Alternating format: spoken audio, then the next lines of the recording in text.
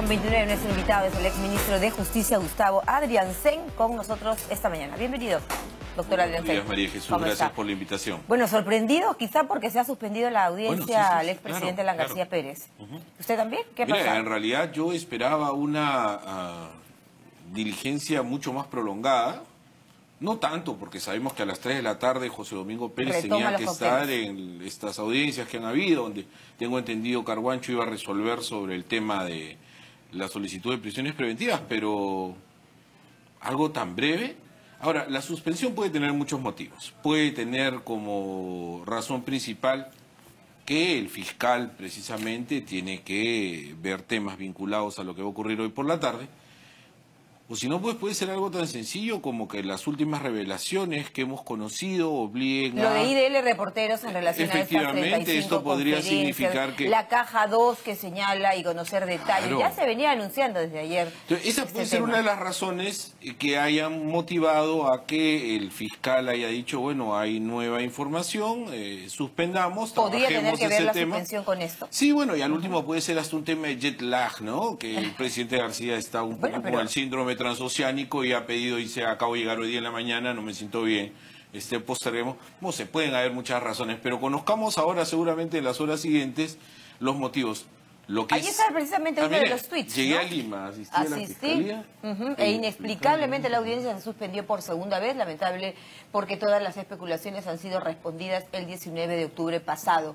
Otros se venden, yo no. Bueno, esta ha sido una frase muy repetida por la portátil del expresidente esta mañana, ¿no? Alan no se vende.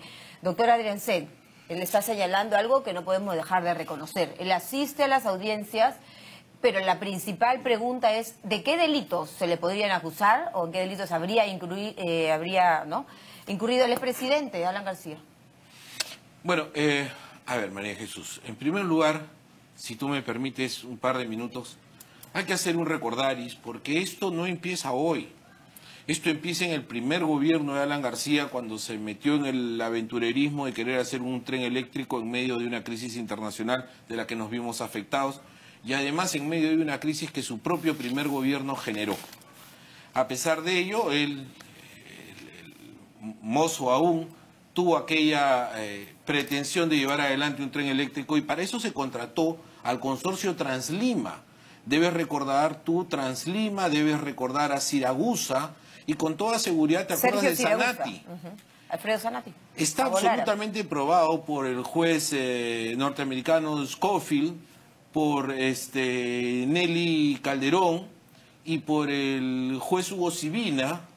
De hecho, Cateriano lo documenta muy bien en su bestseller El caso García. Scofield, Nelly Calderón y Sibina comprobaron que efectivamente Siragusa había pagado a Zanatti a través de sus cuentas en el Barclays Bank en Gran Caimán la coima que después llegó a manos de García, línea Metro 1 de Lima. ¿Qué ocurrió entonces? García se refugió, fue asilado, y el paso del tiempo provocó la prescripción de ese delito. Nunca fue declarado inocente. ¿Qué pasó inmediatamente después en el segundo gobierno? Se amparaba en la prescripción. Ampararon la prescripción, que no lo convierte en inocente, sino el paso del tiempo. ¿Qué pasó en el segundo gobierno? 1985, 1986. Lo primero que hace García es decirle a la gente que estaba más cercana a él, el tren eléctrico es una prioridad de este gobierno. Y a partir de allí empezó a tejer una serie de mecanismos por medio de los cuales fue llevando a esta obra, el proyecto del tren eléctrico, a darle la prioridad que no tenía en ese momento. Solo que era indigno ver a aquellos pilotes, tú recordarás, ver a aquellos pilotes en las avenidas por donde ahora pasa el tren eléctrico vacíos. Esta investigación que sigue José Domingo Pérez, María de Jesús, es una investigación tendente a comprobar que efectivamente Alan García realizó mecanismos y introdujo norma legal, todo un marco normativo para que esta obra finalmente se realice en los términos que se realizó, favoreciendo a Odebrecht. Esa es su responsabilidad en este caso concreto. ¿Qué delito sería este? Muy bien. Allí, por ejemplo, habría que determinar, porque estaríamos hablando, por ejemplo, de una negociación incompatible, podríamos estar hablando de un tráfico de influencias, corrupción de funcionarios, es decir, corrupción de funcionarios, Ahora cohecho cuando ya sabemos lo de las conferencias. Mira, María Jesús, en el primer gobierno, Alan García emitió un decreto supremo declarando de necesidad y utilidad pública el tren. En el primer gobierno se constituyó la Autoridad Autónoma del Tren Eléctrico. En el primer gobierno de García se realizaron estas primeras acciones y en el segundo gobierno se le da primero a la Municipalidad Metropolitana de Lima el proyecto, pero luego se lo quitan y se lo dan al Ministerio de Transportes. ¿Quién estaba en Transportes? Cornejo. Lo sabemos, creo, ¿no? Cuba. Ya. Y toda la gente están? que rodea. Ahora, lo que uno se pregunta es, ¿están purgando prisión 2 personas relacionadas al ministerio? Bueno, 3 y más, ¿no? Está Cuba, está Cornejo y está Luyo. Y está también la exvoleibolista. ¿Prisión preventiva, le digo? Sí. ¿Cornejo? Sí, es correcto. Mira, yo no veo por qué no. Me parece que las investigaciones se están conduciendo directamente, el hilo de la madeja se va jalando.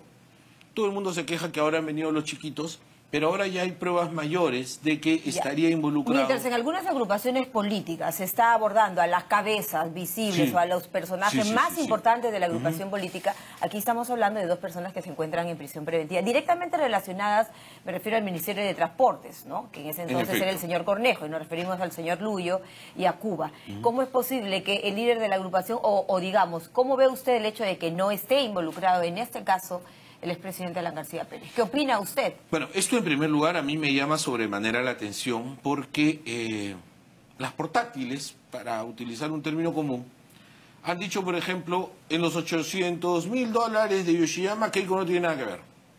En los 24 millones de Metro 1 García no tiene nada que ver. ¿Qué quiere decir esto?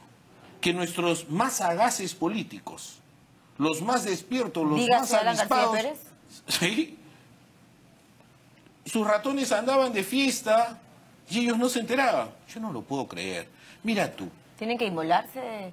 Yo creo de que hay una suerte digamos, ¿no? yo creo que hay una suerte de lealtad malentendida y por otro lado, Dios sabe qué otras cosas más habrán. Ya se han hablado hasta de amenazas, ¿no? Ya, doctora, contra ellos y contra sus familias. Hay otro caso, hay otro tema, digamos, en lo que tiene que ver con el caso del expresidente Alan García Pérez.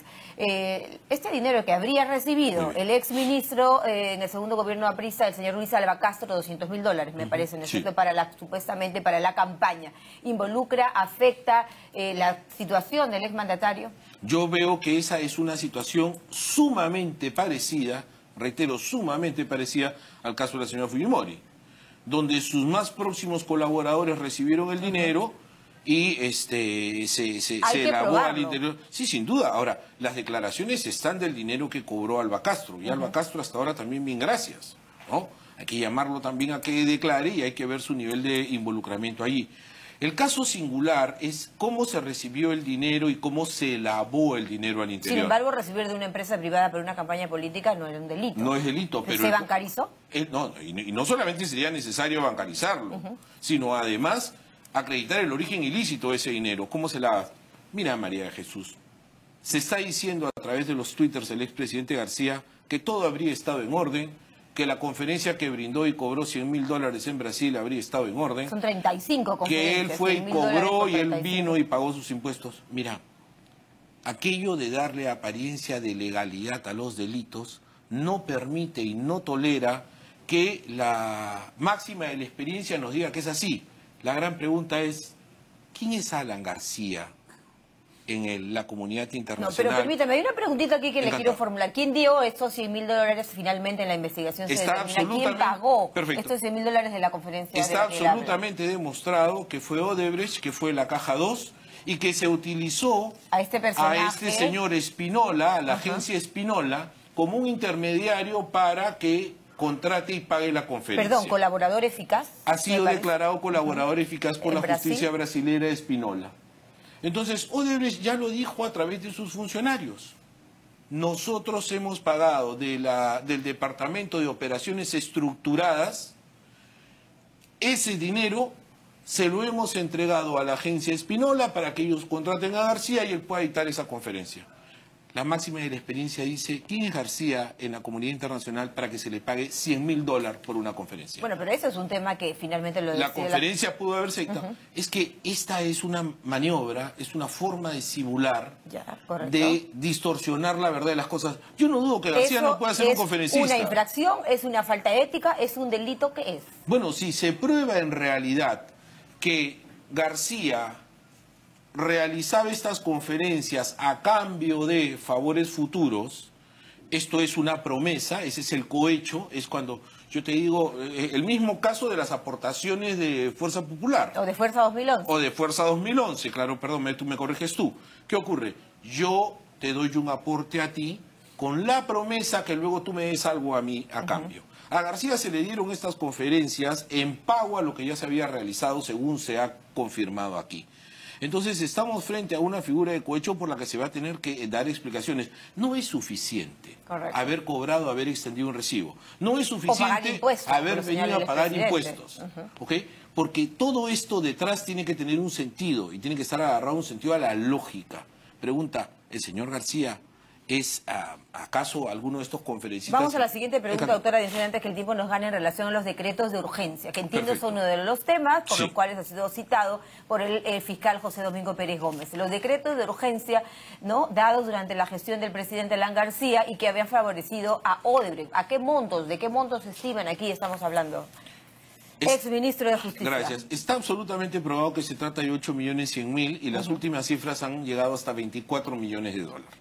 Con las últimas declaraciones que se han recabado, se está hablando de una coima de $24 millones, de la que ya se tiene absolutamente certeza de 8,1 y se sigue averiguando lo demás. ¿Por ello están presas estas dos personas vinculadas al Ministerio de Comunicaciones? Están ellos presos precisamente por eso. Es que, ¿qué ocurrió? Después de recordar que hemos hecho el primer gobierno aprista, viene el segundo. Entonces García en su terquedad dice, tengo que hacer el tren eléctrico porque esos pilotes no pueden quedar vacíos, es indigno y además es motivo de burla para mí todos los días. Y lanza esto como un tema de necesidad nacional. Y empieza a dictar una serie de dispositivos legales en ese sentido. Estos dispositivos legales van a conducir finalmente a que el proyecto que estaba en la Municipalidad de Lima sea entregado al Ministerio de Transportes, donde ya hemos dicho que estaba Cornejo, donde estaba Cuba, en comunicaciones, pero se metía en transportes, etcétera.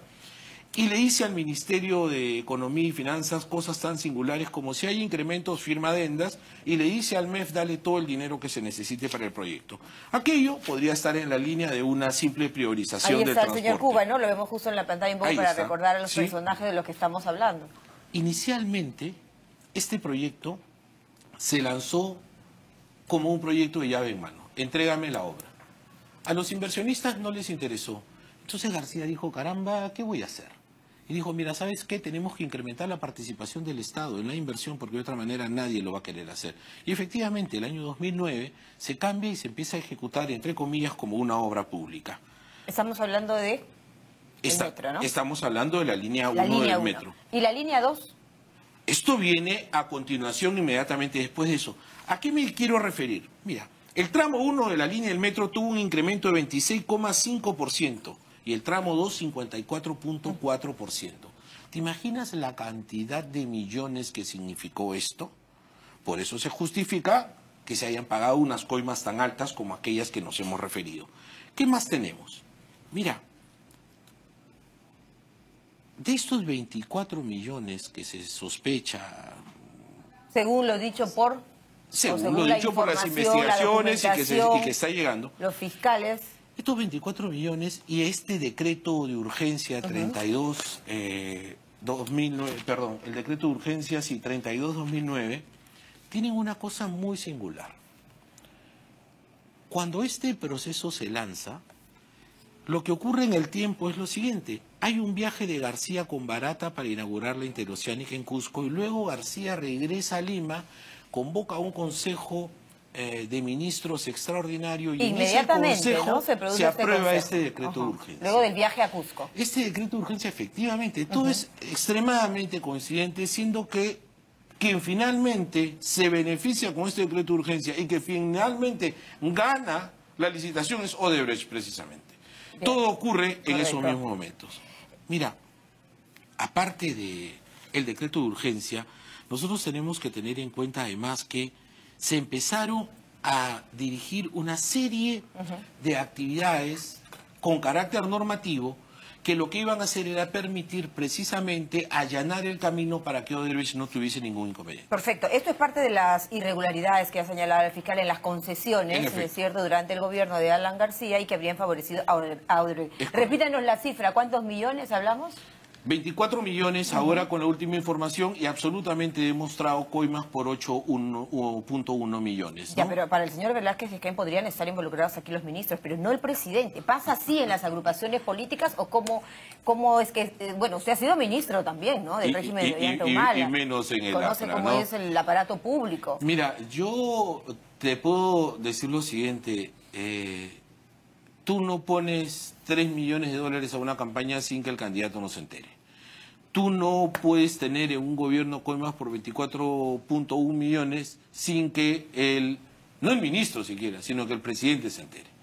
Entonces, es imposible que estos secretos se guarden sin que la máxima autoridad lo ponga. Esto es tan singular. Correcto, doctor. En el caso de Domingo Pérez se está investigando el caso de Keiko Fujimori por el presunto delito, según lo que señala él mismo, y ha podido así sustentarlo ante el juez, el tema del delito de lavado de activos. En el caso de Alan García, ¿qué es? Con estas últimas revelaciones de las conferencias, yo creo que estaríamos frente a una figura clarísima de cohecho. ¿Ameritaría una prisión preventiva, un impedimento de salida del país? A mí no me parece que en este estadio precisamente, yo creo que tendría que corroborarse. ¿Qué está sucediendo? Estas últimas informaciones provenientes del Brasil ya fueron solicitadas, tienen que llegar al Perú, tienen que traducirse. Una vez que estén traducidas se le llamará a García y se le dirá, señor, hay un testigo proveniente de la Fiscalía de Brasil que ha manifestado tal cosa. ¿Qué tiene usted que decir respecto a eso? ¿Cree usted que ya desde antes de ser citado por esta segunda vez el expresidente ha intentado petardear ya tanto en el Congreso o personas allegadas a Domingo Pérez? Estoy absolutamente seguro de eso y las pruebas son las siguientes. En la comisión Lavallato, Bartra descarta las posibilidades de involucramiento de Fujimori y de García. Esa misma Bartra es la que dice voy a denunciar a Richard Concepción Carguancho y a José Domingo Pérez. Sin embargo, son los apristas los primeros que se unen a Bartra y lo quieren decir. Y finalmente lo tocaremos en otro, le prometo, en otro momento. Y muchas gracias por sus apreciaciones. Pero han habido muchas muestras de eso. Muchísimas gracias gracias al doctor Gustavo Adriancel, ex ministro de Justicia. 10:47, nos vamos a la pausa.